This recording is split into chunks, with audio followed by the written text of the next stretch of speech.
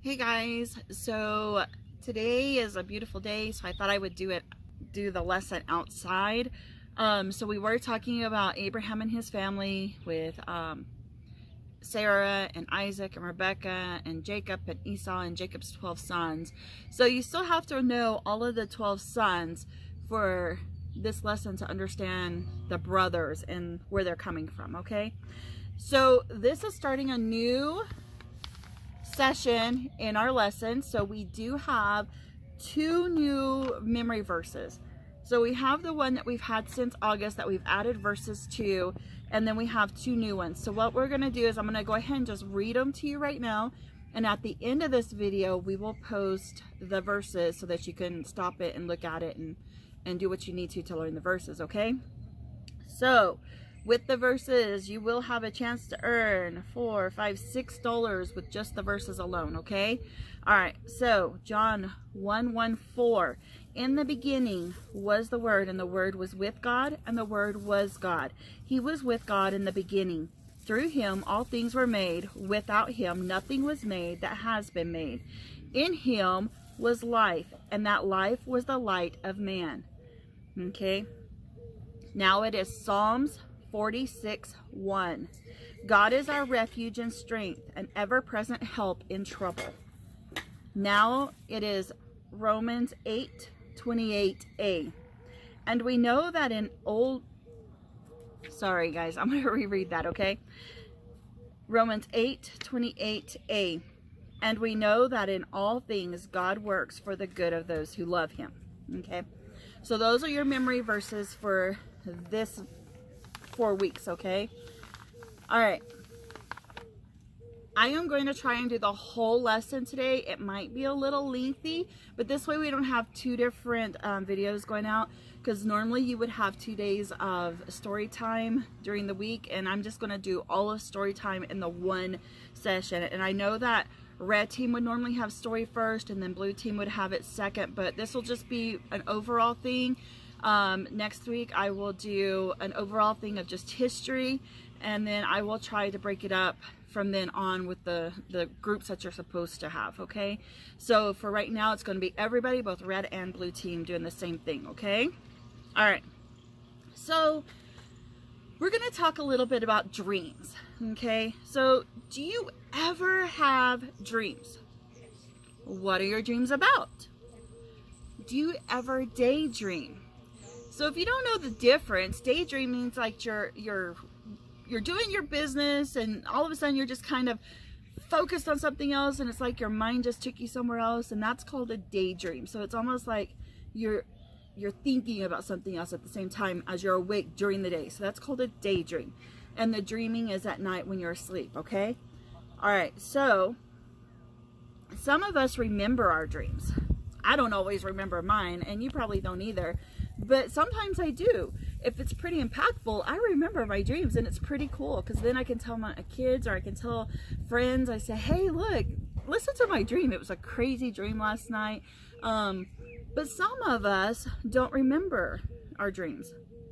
So some of us that remember our dreams when we wake up, and some of us, we know we had a dream but can't really remember much about it. Sometimes our dreams are funny, and sometimes they are scary. I've had many dreams that were kind of scary, especially since I have kids. There's sometimes the dreams are just super scary, where one of my kids are in trouble and I just can't get there to help out, or something is happening with my husband, or something like that. So sometimes they're super duper scary, or like I'm in trouble, like I'm drowning or something. So sometimes they are very, very scary. Sometimes they're super funny or just weird. So I have dreams sometimes where it's just weird. And for whatever reason, like just the other day, I dreamt about my kids at dance and a friend of theirs at dance. Why I did that, I have no idea. And it was like they were doing dance here and in Las Cruces. So it was just kind of one of those weird dreams. Okay. So I'm sorry guys for all the little noises going around. I have Braulio outside with me. The cats are playing and fighting, and our neighbors are doing some work on their house, and we live next to a pretty busy street, so there'll be vehicles and stuff going by. So I'm sorry if it's too loud for you. If it is too loud, just let me know, and I just won't do this again. I won't do it outside ever again, okay? That way you can pay attention better. All right, so what is the difference between a vision and a dream? Does anybody know? I'll give you just a little bit to kind of think about it, and then I'll tell you what the difference is, okay?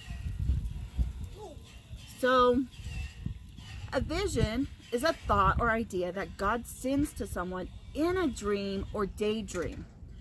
In biblical times, God used dreams and visions to warn people and give them messages. For example, God told Abraham in a vision that he would have a son, and told Jesus's earthly father Joseph in a dream to take Jesus to safety in Egypt. God also gave messages to prophets and priests to tell them what might happen in the future.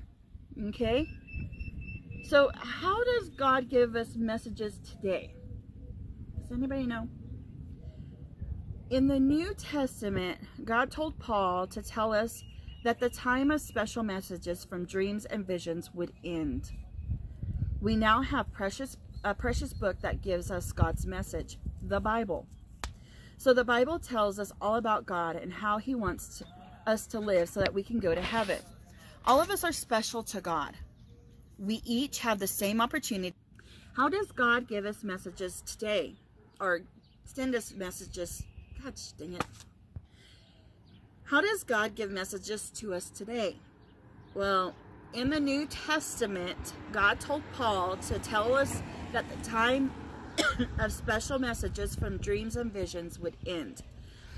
We now have a precious book that gives us God's message. It's the Bible. The Bible tells us all about God and how he wants us to live so that we can go to heaven. All of us are special to God. We each have the same opportunity to read his message. The Bible. God revealed his plan for Joseph through Joseph's dreams. God reveals his plans for us through his word in the Bible. Okay? All right. So now, if you want, it'd probably be a good idea if you do, but you can follow along with me in Genesis 37. So that's big number 37.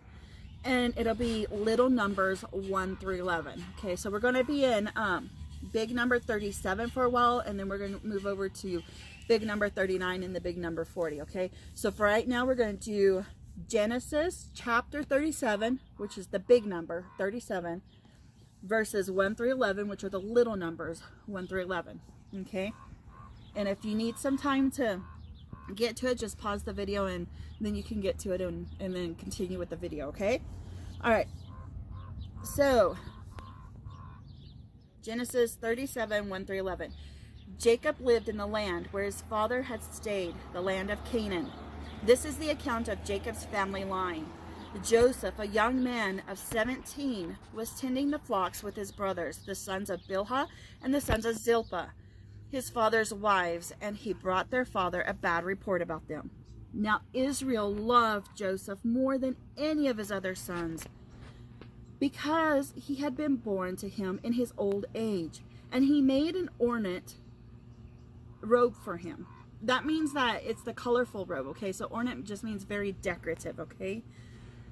When his brothers saw that their father loved him more than any of them, they hated him and could not speak a kind word to him. So that's kind of harsh, right?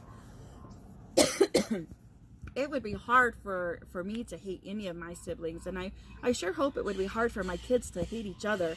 But these brothers hated him, so they really did not like him, okay?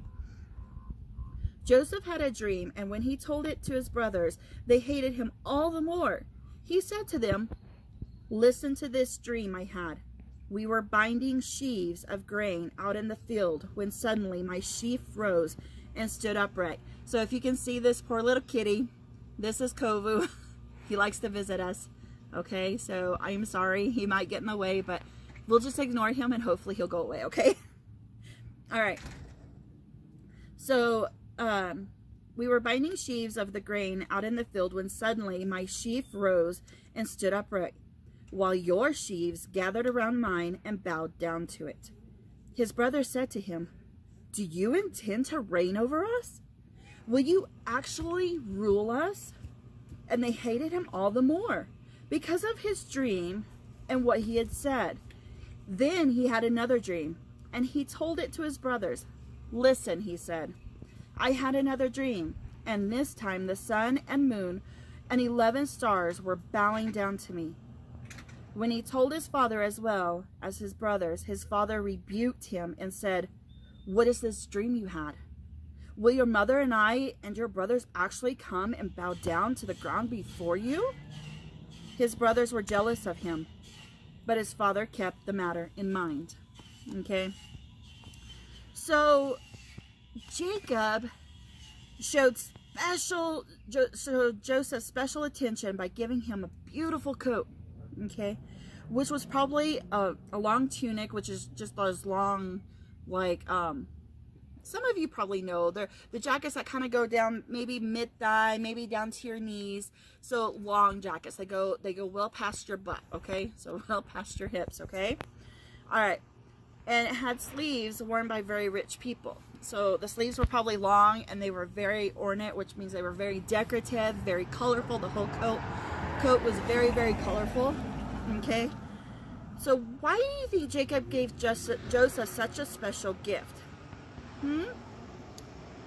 So I am thinking because Joseph loved Rachel more than any of the other. It says in here wives, but it was the servants of Rachel and Leah that he also had children with. So he loved Rachel, though, more than the other 3 women that he had children with, okay? So I'm thinking because he loved her more, and Joseph is Rachel's son, that is probably why he loved him more than the other sons, okay? But, you know, it's kind of hard if parents love one child more than the other, right? One child more than the other. So, like in my case, I have 4 kids. I don't love one more than the other. There are certain days, though, that one child might need more love than the other, just because of certain things that are going on. That doesn't mean, though, that I love that child more than the other kids. So that's probably the case for most parents, especially if they're the parents of more than one child. So if you find that your parents are paying more attention to your brother or your sister more so than you, don't take it to heart. Your brother or sister just may be in such a hard time on that day or having such a bad time that they need the love that day. So it's not a case of the parents loving one more than the other, okay? Not nowadays.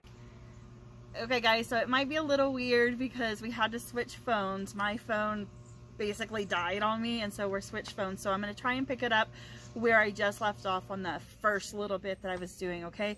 So I was talking about how parents nowadays are hopefully not choosing one child to love more than the other child. You may still have the cases of certain parents doing that, but I'm hoping that most parents across the board don't do that, especially if they have more than one child, okay? But in Jacob's case, that's what happened. Jacob did love the children of Rachel a whole lot more than he loved the children of Zilpah, Bilhah, and Leah, okay? So Joseph is the oldest of Rachel's kids, and so he does have more of the love than even Benjamin has, okay? So let's get to what the Bible was telling us. So the Bible says that Joseph's brothers hated him. So what a harsh word. Like, hated is such a hard word. I really don't like it when my kids use the word hate.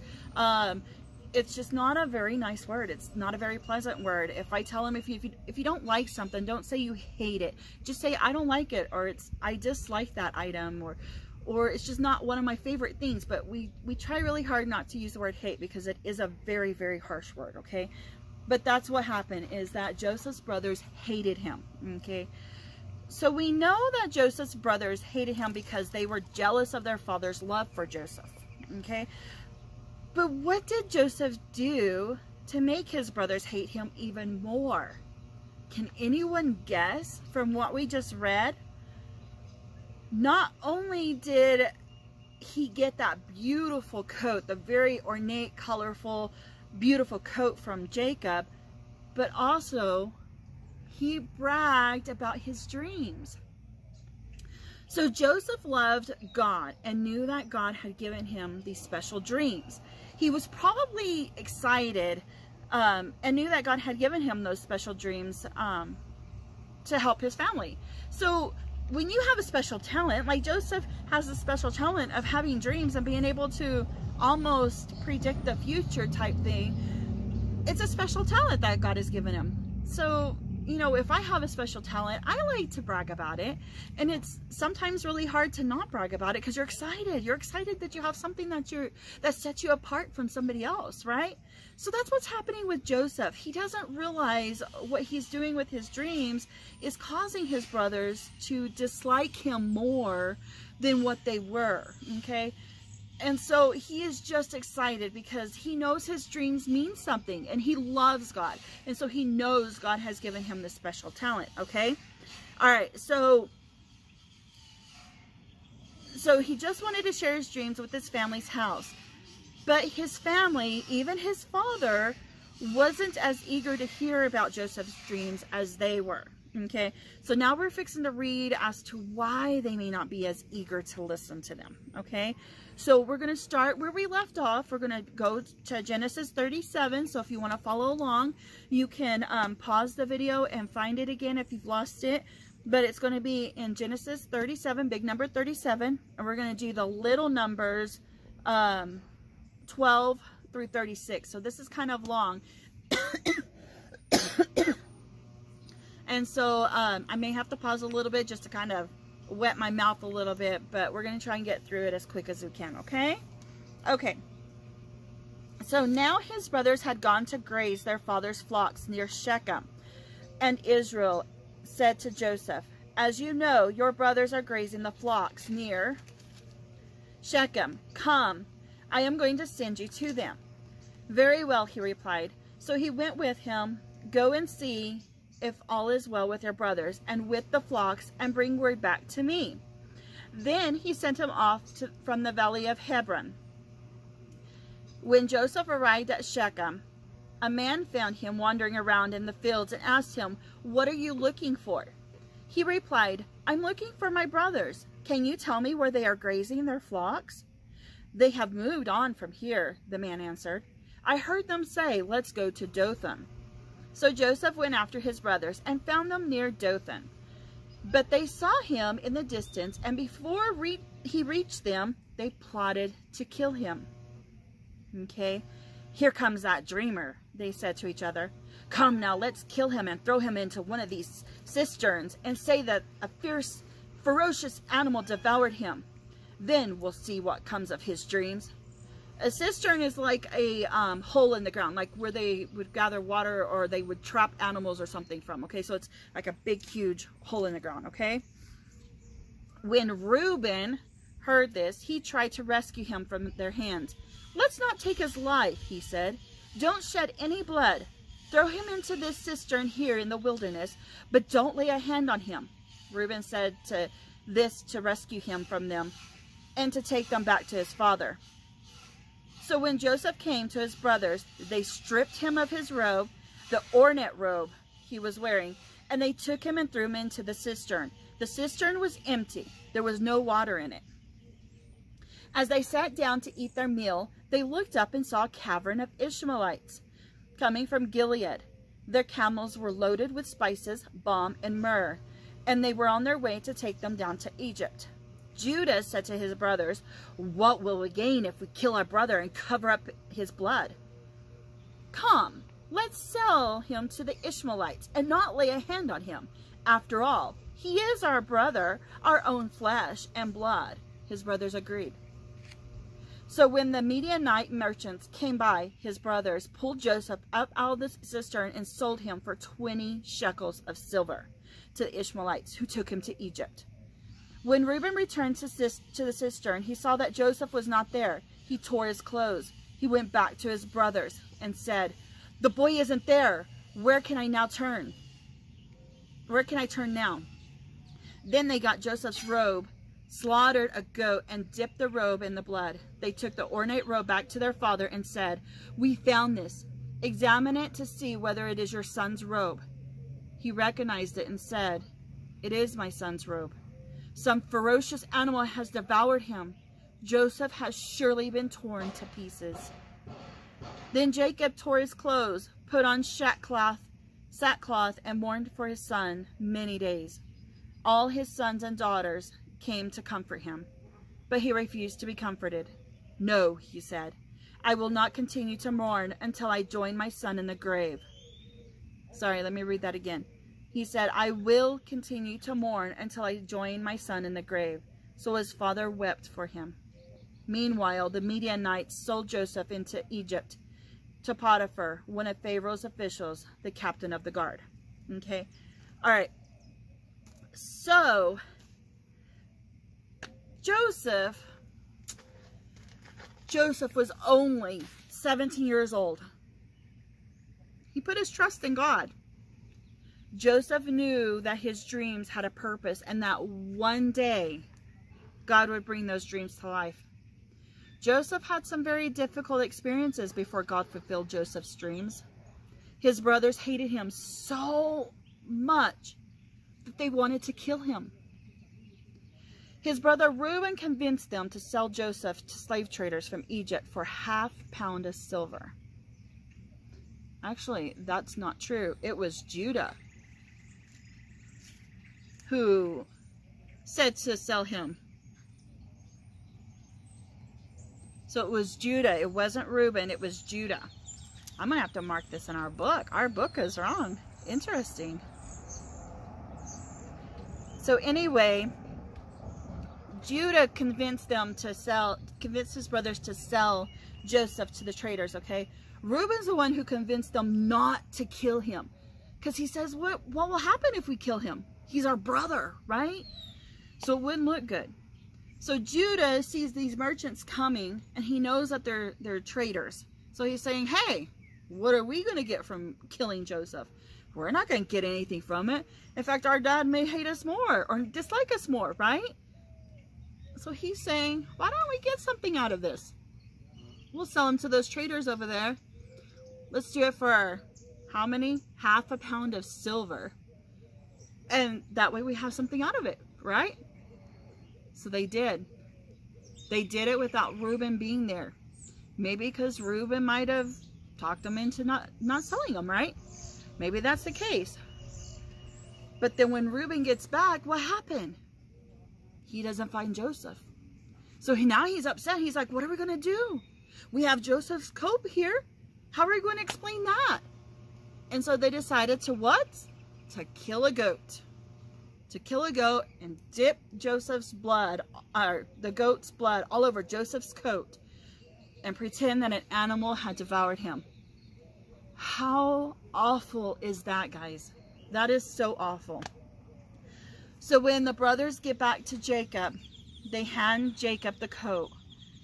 And with the coat being covered in blood, and Jacob knows what kind of coat he gave his son, he is so hurt. He's sad. He doesn't know what to do with himself. So now he's mourning because he thinks his son has been devoured by an animal. Not even just devoured, but just ripped to pieces. That is horrible for a parent to just know something like that has happened. That's horrible. Okay.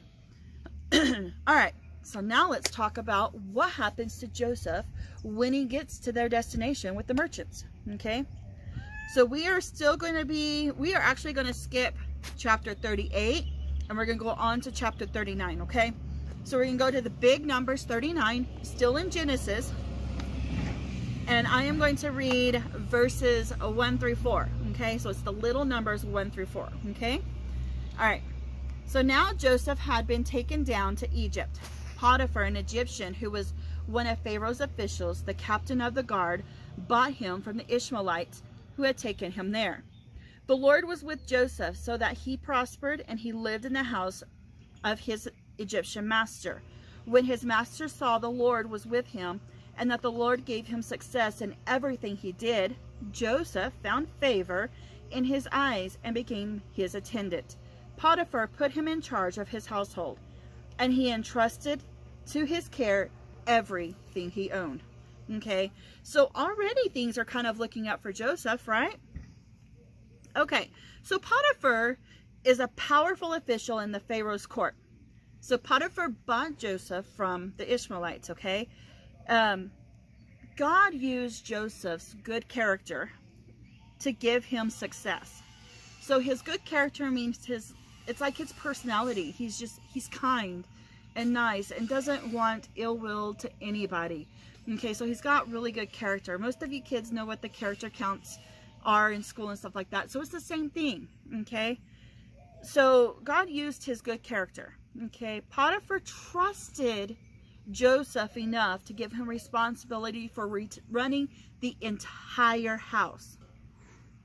That's crazy, right? So basically, when Potiphar's not home, Joseph is basically master, okay? So if he's master of this whole house, he's able to say what happens in this household, okay? So this is how much he's already gained trust from Potiphar, okay? He's already given Potiphar no cause to say anything ill about him, okay? So no dream is too big if God is leading our lives, okay? So even though Joseph was sold into slavery, he's not really a slave, right? He's basically the master of the household now. He gets to run everything. So things are starting to look up for him, okay? All right, so we're going to go back to chapter 39. We're going to skip a few verses and we're going to go all the way down to verse 20, okay? So the little number 20. So we're still in chapter 39. Now we're at verse 20 through 23, okay? Joseph's master took him and put him in prison. How come I didn't read the rest of it? Let's see. Okay, well, I'm going to go ahead and read it, and then we'll go back and talk about it, okay? Joseph's master took him and put him in prison, the place where the king's prisoners were confined. But while Joseph was there in the prison, the Lord was with him. He showed him kindness and granted him favor in the eyes of the prison warden. So the warden put Joseph in charge of all those held in the prison, and he was made responsible for all that was done there. The warden paid no attention to anything under Joseph's care, because the Lord was with Joseph and gave him success in whatever he did. So we really didn't talk about why Joseph was put in prison. So let's just go back and talk about it a little bit. So Joseph was put in prison because of Potiphar's wife, okay?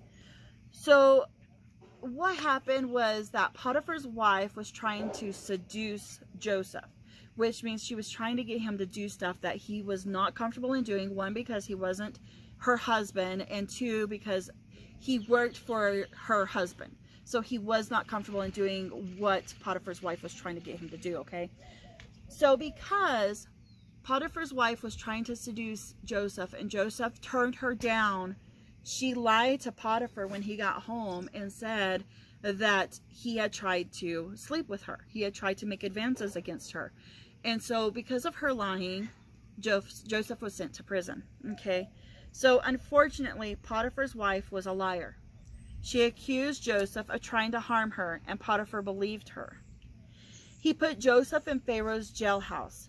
How discouraged Joseph must have been, don't you think? Joseph must have been really discouraged. He had just been thrown into a cistern by his brothers, sold to the Ishmaelites by his brothers, sold from the Ishmaelites to Potiphar, and then all of a sudden now things are starting to look up for Joseph, and now Potiphar's wife comes in and throws him back down to basically the ground. So he's thrown in jail because of Potiphar's wife, okay? But God hadn't abandoned Joseph. He was still using Joseph to fulfill his plan. Because Joseph loved and trusted God, God gave him success in whatever he did. So here is another example of how Joseph has turned his gifts into something good, because even though he was sold from Potiphar's house, he wasn't sold. He was thrown into prison from Potiphar's house. The prison warden, which is the person in charge of the prison, okay? So the prison warden saw that Joseph was good and that God was with him. So he goes, you know what? I'm going to have you take care of all that's down here. All that needs to be done down here, you're going to take care of. I trust you to do this job. Okay, so now things are kind of looking up again for him, right? So let's keep on. All right, so now we're going to go into chapter 40. And, that's a lot of reading. So it's all of chapter 40. So we're going to talk about the cupbearer and the baker. Okay. So let me see how well I can read this. Okay. All right. Sometime later, the cupbearer and the baker of the king of Egypt offended their master, the king of Egypt. Pharaoh was angry with his two officials, the chief cupbearer and the chief baker, and put them in custody in the house of the captain of the guard, in the same prison where Joseph was confined.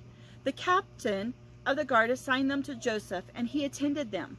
After they had been in custody for some time, each of the two men, the cupbearer and the baker of the king of Egypt, who were being held in the prison, had a dream.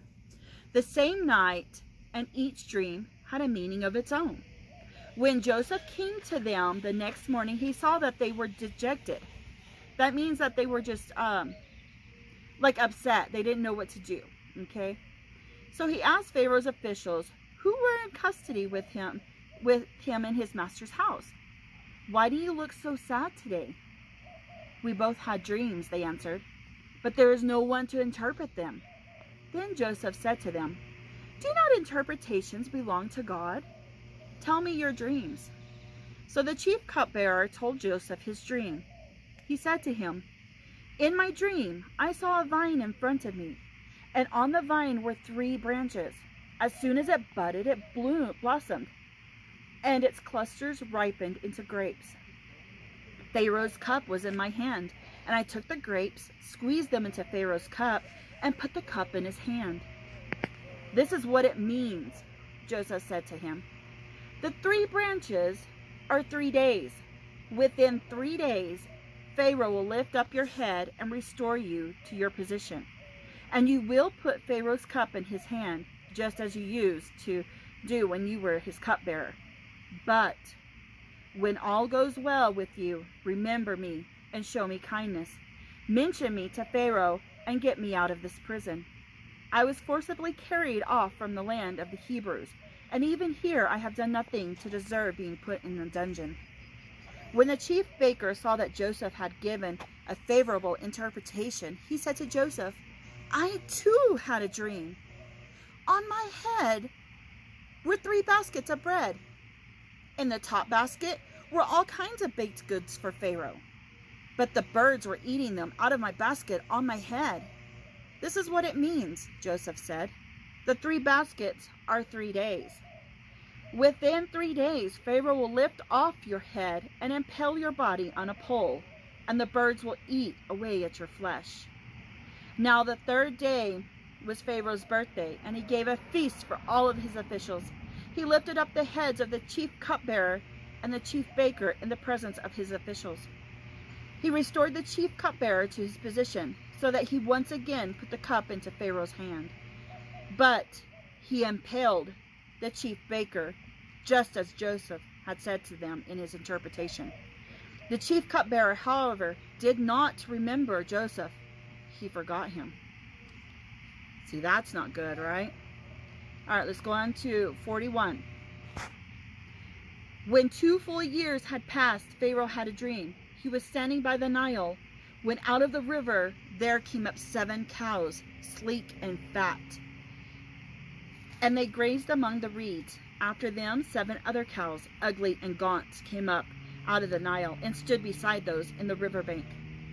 And the cows that were ugly and gaunt ate up the 7 sleek, fat cows. Then Pharaoh woke up. He fell asleep again and had a second dream. 7 heads of grain, healthy and good, were growing on a single stalk. After them, 7 other heads of grain sprouted, thin and scorched by the east wind. The thin heads of grain swallowed up the 7 healthy full heads. Then Pharaoh woke up. It had been a dream. In the morning his mind was troubled, so he sent for all of the magicians and wise men of Egypt. Pharaoh told them his dreams, but no one could interpret them. Then the chief cupbearer said to Pharaoh, "Today I am reminded of my shortcomings. Pharaoh was once angry with his servants, and he imprisoned me and the chief baker in the house and the captain of the guard. Each of us had a dream in the same night, and each dream had a meaning of its own. Now a young Hebrew was there with us, a servant of the captain of the guard. He told him our dreams, and when he interpreted them for us, giving each man the interpretation of his dream, and things turned out exactly as he interpreted them to us, I restored to my position, and the other man was impaled." So the Pharaoh sent for Joseph, and he was quickly brought from the dungeon. When he had shaved and changed his clothes, he came before Pharaoh. Pharaoh said to Joseph, "I had a dream, and no one can interpret it. But I have heard it is said of you, when you hear a dream, you can interpret it." "I cannot do it," Joseph replied to Pharaoh, "but God will give the Pharaoh the answer he desires." Then Pharaoh said to Joseph, "In my dream I was standing on the bank of the Nile, when out of the river came up 7 fat cows, fat and sleek, and they grazed among the reeds. After them 7 other cows came up, scrawny and very ugly and lean. I had never seen such ugly cows in all the land of Egypt. The lean, ugly cows ate up the 7 fat cows who came up first. But even after they ate them, no one could tell that they had done so. They looked just as ugly as before. Then I woke up. In my dream, I saw 7 heads of full grain, full and good, growing on a single stalk. After them, 7 other heads sprouted, withered and thin and scorched by the east wind. The thin heads of grain swallowed up the 7 heads, good heads. I told this to the magicians, but none of them could explain it to me." Then Joseph said to Pharaoh, "The dreams of Pharaoh are one and the same. God has revealed to Pharaoh what he is about to do." What time are we at? 24:16. Okay. All right, guys. So we are actually going to stop right there. And we will pick up right here, just because I know it's getting a little bit long. And I don't want it to get too long for y'all, because this is actually a very good story, okay? So I'm going to mark it in my Bible that we stopped on 26.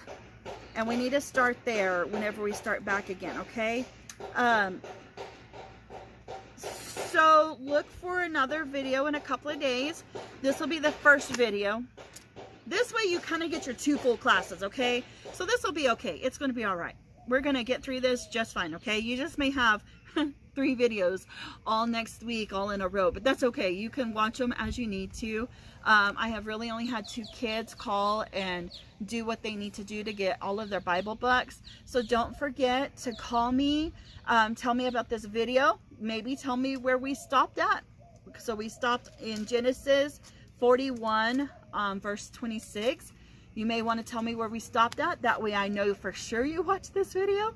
And then we're going to put the memory verses at the end of this video, okay? All right. So get to know your memory verses. You don't have my phone number, call the church, ask them to let you have my phone number, or look me up on the directory, because I am in the directory. And we shall see you later, okay? Or I hope to hear from you soon. Bye.